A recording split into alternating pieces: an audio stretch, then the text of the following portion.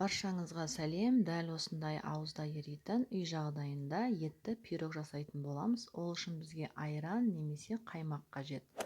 Менің YouTube каналыма тіркеліп, қоңырау белгісін басуды ұмытпаңыздар.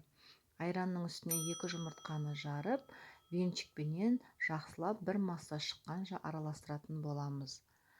Алдын ала маргаринімізді ертіп дайындап қоямыз. Бұл жерде мен пампушканы 62% маргаринді пайдаландым. Оның артынан тұз және де қопсытқышты салып, барлығын бір масса шыққанша венчиктің көмегімен жақсылап араластыратын боламыз.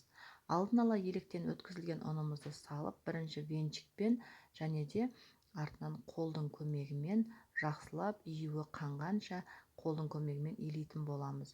Мінекей осындай әдемі, жылтыр, қолға жабыспайтын әдемі қамыр шығуы қажет бізге. Осы қамырымызды салафанға салып, тоңазытқышқа салып қоямыз. Жарты сағаттан кейін шығарып, қамырды екіге бөлеміз. Біріншісін үлкендеу, екіншісін сәл кішірек етіп, қолдың көмегімен осылай домалақ етіп жайып аламыз да, артынан оқтаудың көмегімен осылай домалақ етіп жаямыз. Бұл жерде мен салмамды алдын ала дайындап қойдым. Оның ішіне фарш, картошка, асқабақ, пияз, тұз, бұрышын салып, жақсылап араластырып қойдым. Мінекей қамырымызды бірден осындай формаға салатын боламыз. Астын вилкаменен тессеңіздер де болады, өз еріктеріңіз. Мінекей дайын салмамызды осылай салып, бір келкі етіп, жан-жақтарына шығармай, осылай барлығын салатын боламыз.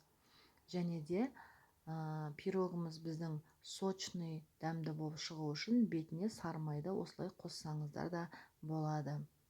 Енді екінші кішкене қамырымызды бетіне жауып, шет-шетінің бәрін салмамыздың суы ағып, шетіне шығып кетпеу үшін шетінің бәрін бекітіп, әдемілеп форма келтіреміз.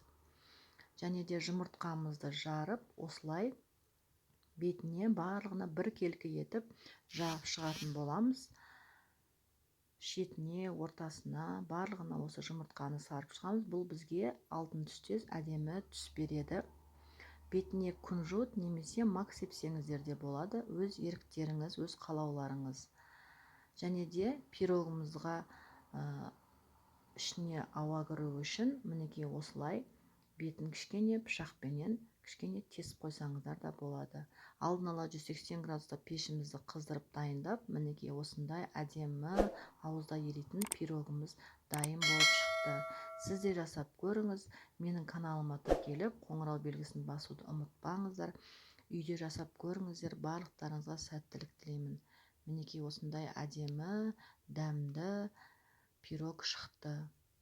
Барлықтарыңызға сәттілік тілеймін.